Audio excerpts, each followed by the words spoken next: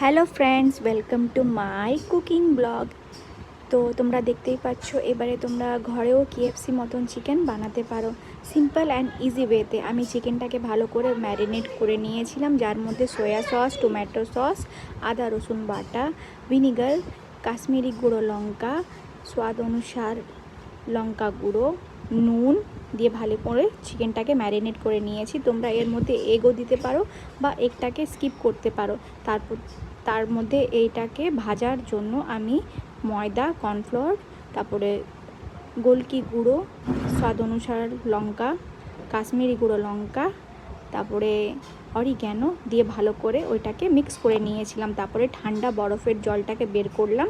বরফের জলটাকে বের করে ম্যারিনেট করা চিকেনটাকে ময়দার সাথে ভালো করে মিলিয়ে ঠান্ডা জলে চুবিয়ে দিলাম।